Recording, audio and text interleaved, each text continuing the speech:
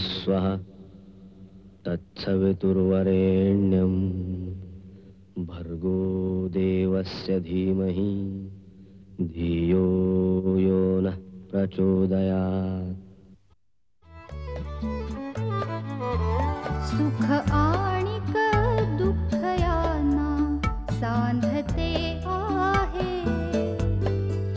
जीवनाशी ती कधीची भांडते आहे।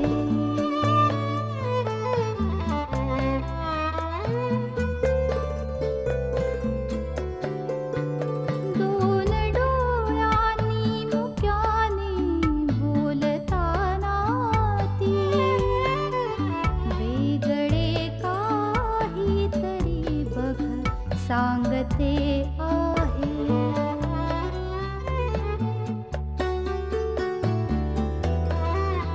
जीवनाचे एक गाणे गात जाताना वेगळीशी चाल त्याची बांधते आहे। जीवनासाठी जणू ही अकस्मिता,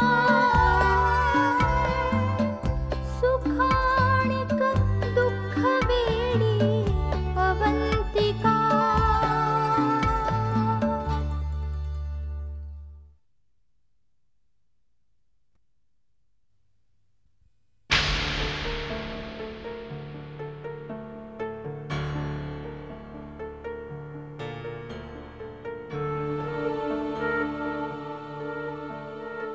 मी काय एखादी बावली आहे जिचं कोणत्याही बावल्याशी लग्न लावून द्यावं? आता माझ्या आयुष्यामध्ये लग्नाचा विचार पुन्हा येऊच शकत नाही, प्रश्नच येत नाही।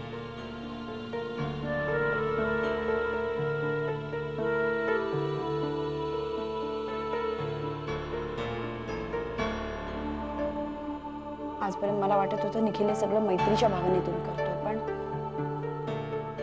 पण खरं तर त्याच्या मनात हे असले विचार आले तर त्यात अनैसर्गिक काय?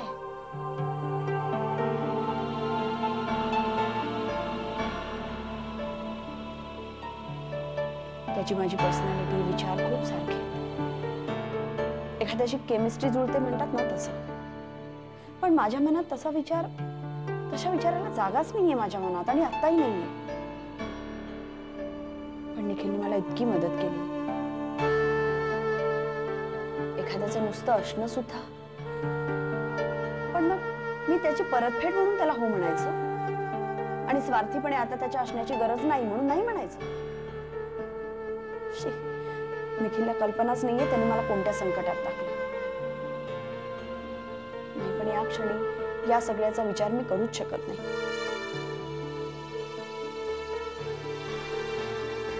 प्रश्नचिन्ह हीच माझी नियती येतात, जरी असली तरी त्याचं उत्तर मनात शोधावं लागणार आहे।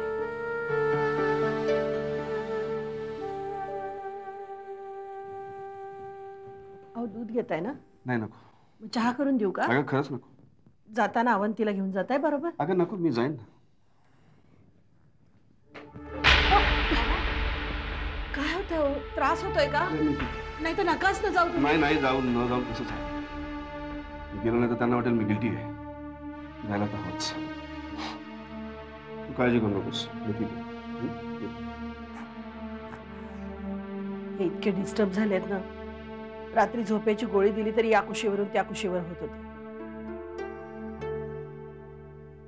एकदा वाटतं सरळ त्या मुलीच्या घरी जावं, दोन कानाखाली पेटवाव्यात आणि विचारावं खरं काय ते सांग। आज या प्रकरणाचा निकाल लागला नाही ना, तर असं काहीतरी करायलाच लागणार।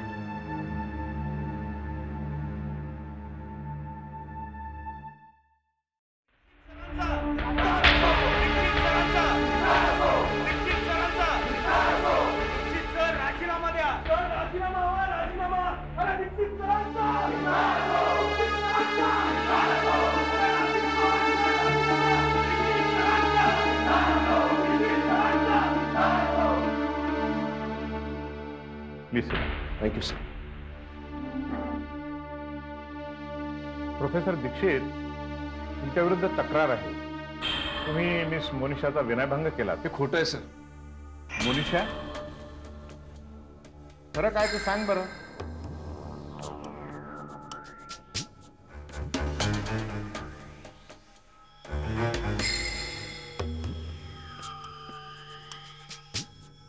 यांनी माझ्याशी खूपदा वाईट वागण्याचा प्रयत्न केला, तरी मी गप्प बसली.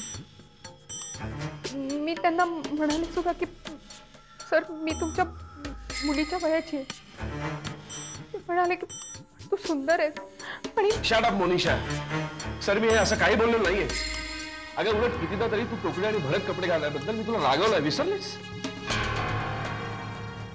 मोनिशा, नाही सर, उलट ते म्हणायचे की मोनिशा, तू खूप छान दिसतेस आज. मोनिशा, ते असं बोलणं मी शक्य आहे? सर, हे काही खोटं बोलते सर. पण माझी मुलगी खोटं कशाला बोलेल? मी चांगलं ओळखतो माझ्या मुलीला. तुम्ही तुमच्या मुलीला ओळखत नाही आहात सर. उलट मी त्या दिवशी मोनिशाला खूप समजावण्याचा प्रयत्न केला, पण तीच माझ्याजवळ. कोणी विश्वास ठेवेल का दीक्षित? अशी कुठली मुलगी आपण प्रोफेसरच्या गळ्यात पडेल? सर, आज मुलांचे विचार, त्यांचं कल्चर पाश्चात्य संस्कृतीच्या प्रभावाने भरकटत चाललंय. चुकीच्या गोष्टी त्यांना बरोबर वाटायला लागल्या. पण माझी मुलगी त्यातली नाही. खरंच तुमची मुलगी त्यातली नाही?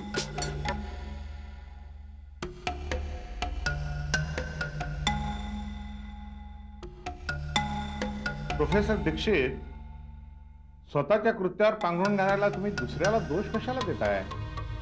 तुमच्यासारखे शिक्षक म्हणजे शिक्षण क्षेत्राला काळीमा आहे. कॉलेजची प्रतिष्ठा तुम्ही धुळीला मिळवली. नंदोशी सर, तुम्ही तरी. दीक्षित, हा प्रकार सोनवण्याने समक्ष पाहिला असल्यामुळे. हो सर, मी माझ्या डोळ्यांनी पाहिलंय. मी जर तिथे वेळेवर पोहोचलो नसतो तर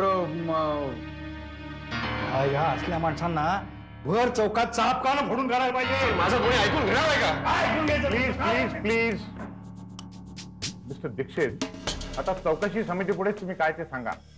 चौकशी समितीच तुमचं काय करायचं ते ठरवेल. ओके?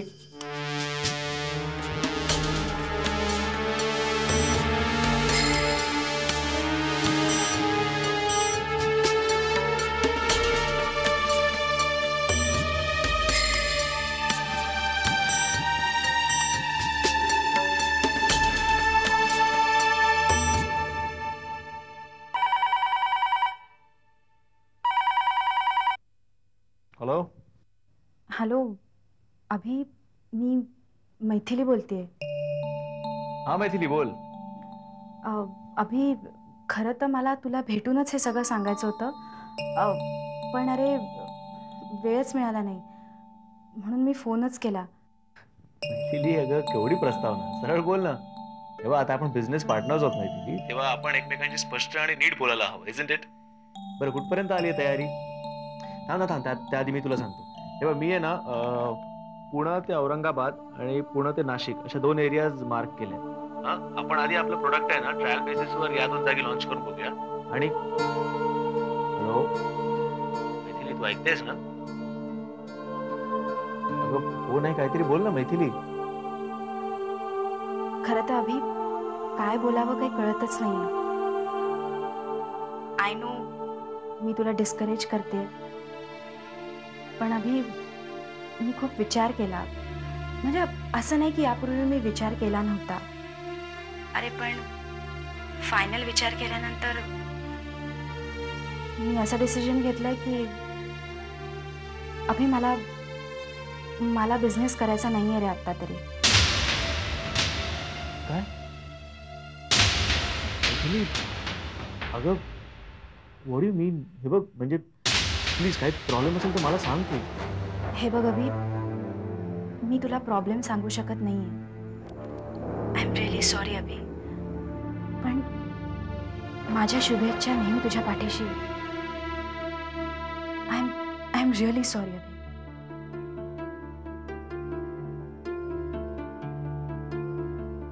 ठीक आहे मैथिली, मी तुला कारण नाही विचारलं. तुझी जर काही इच्छा नसेल तर ठीक. Wish you all the best.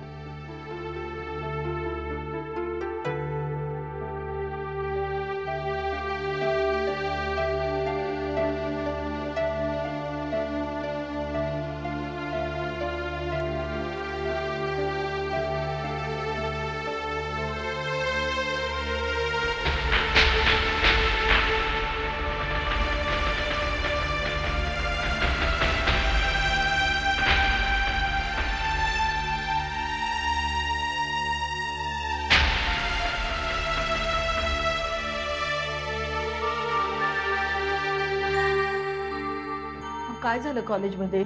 काय आता नशिबात होतं ते झालं असं म्हणायचं. खरं तर मी जे काय घडलं ते सगळं खरं खरं प्रिन्सिपल साहेबांना ट्रस्टींना सांगितलं होतं. ती मोनिशा त्या दोघांसमोर धडधडीत खोटं बोलत होती आणि तो प्रोफेसर सोलोने तिला साथ देत होता.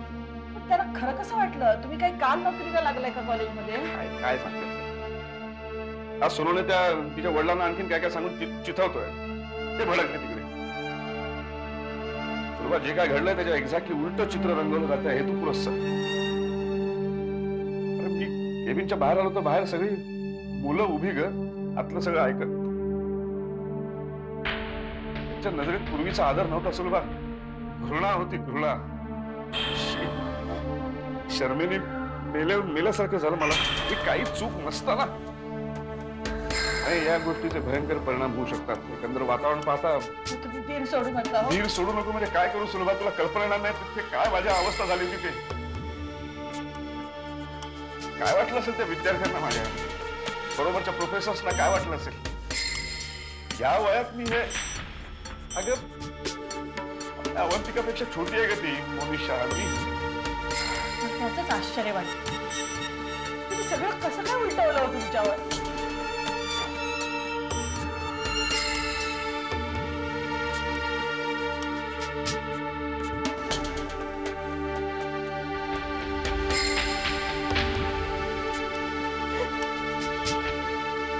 काय घडतंय?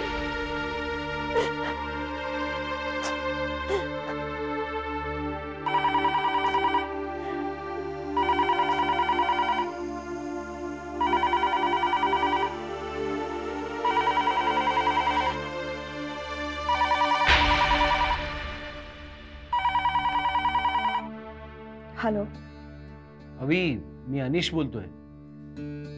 काय करतेस? काय नाही. मग इथे ये ना. अगं मनी सुद्धा. नाही अनिश, मला नाही जमणार.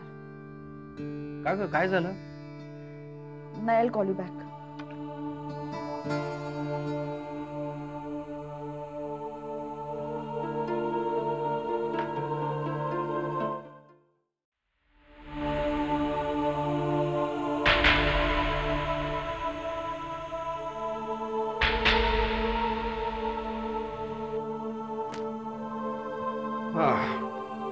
बघू नाही, नको. अरे पेपर दे ना मला. अवंतिका पेपर दे.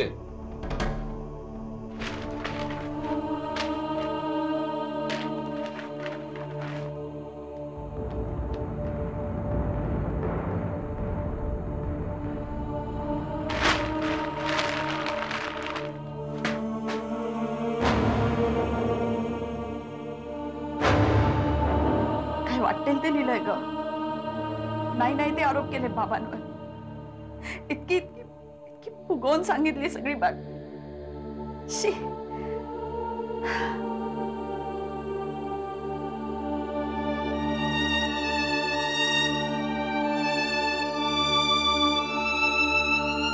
बापरे, हा सगळा अजब प्रकार आहे. Simply unbelievable. हो ना, दीक्षितांबद्दल हे असं. आता कुठे कोर्टाचं मॅटर संपलं म्हणून सुटकेचा निश्वास टाकला असेल त्यांनी. त्यात पुन्हा नवीन संकट. म्हणूनच अवंतिका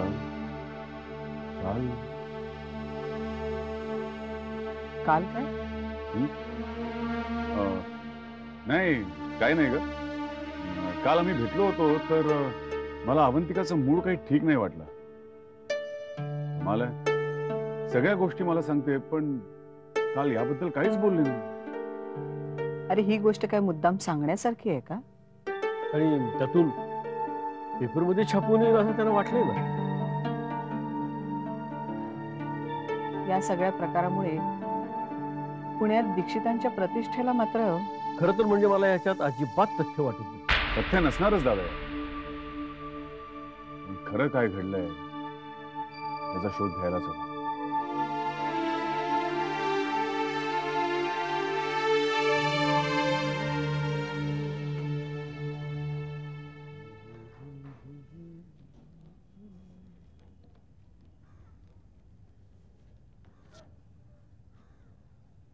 रीमा तू वरती काय करतेस? सलील प्लीज हे वाचून टेन्शन घेऊ नकोस आणि डिस्टर्ब सुद्धा होऊ नकोस. अरे पेपर मध्ये नाव आलं ना, काही करायचं ना, पेपर मध्ये नाव छापून आलं बस झालं. सलील हा. प्लीज बातमी बाबांबद्दल आहे. बाबांबद्दल?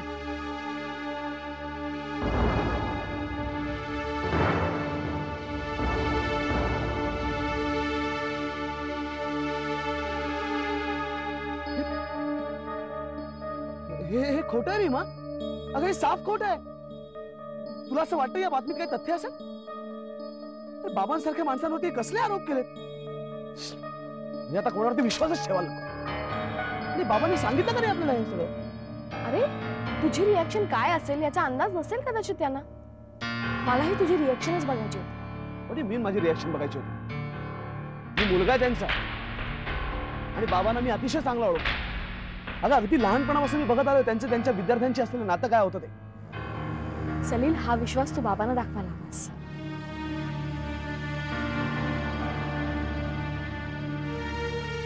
नाही सलील, फोनवरून नाही, आपण त्यांना घरी जाऊन प्रत्यक्षच भेटूया. येस, मी आदित्यला फोन करून आजची मीटिंग पोस्टपोन करायला सांगतो.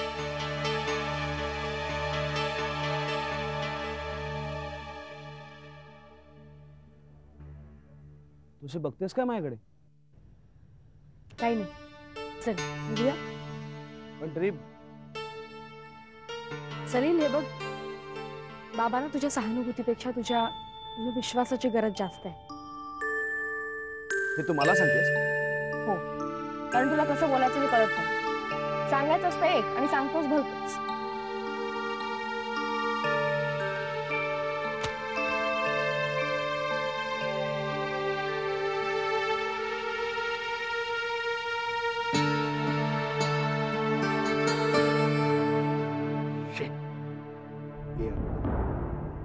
सगळं नावानिशी छापले आहे. केवढी केवढी ही बदनामी. काय गरज होती तुला एवढ्या रात्रीपर्यंत एकटी घराबाहेर आणायची? पण पप्पा मी काय बापा? मी लिबरल वागतो याचा अर्थ असा नाही की तू कधी घराबाहेर जावं कधी यावं हे सगळं मी चालवून घेईन असं वाटलं तुला? हे असले प्रोवोकिंग कपडे घालता तुम्ही, लोकांना दोष देण्यात काय अर्थ आहे? पप्पा पण दिस इज द स्टाईल. ह्याचा अर्थ असा नाही की कुणी कसंही वागावं. मी तर त्यांच्याकडे एक टीचर म्हणून बघत होते. एवढा रिस्पेक्ट होता माझ्या मनात त्यांच्यासाठी. पण हे त्यांनी जे काही केलंय ना ते आठवलं तरी माझ्या अंगावर शहारा उभा राहतो. खूप भीती वाटते. एकतर त्यांची अशी हिंमत झालीच कशी?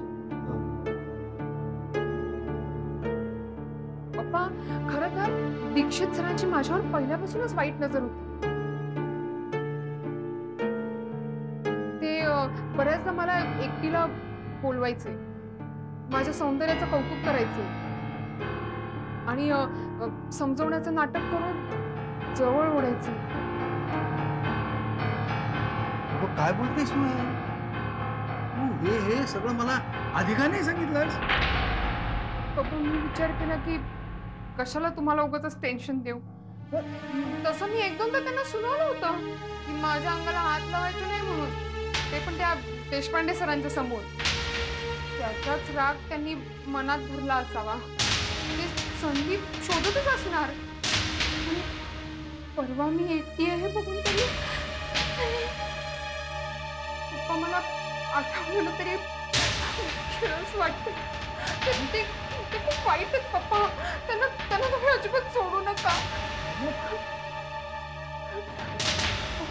मी नाही जाणार आता कॉलेजला. मला नाही शिकायचं. शांत हो. मी आहे ना. मला खूप भीती वाटते बापू. मला खूप भीती वाटते. मी सोडणार नाही त्या प्राध्यापकाला. असं नाही सोडणार. कोर्टात खेचीन. समजतं काय त्याला? थांब रडू नकोस. आत्ताच्या आत्ता मी वकिलाला बोलतो. थांब.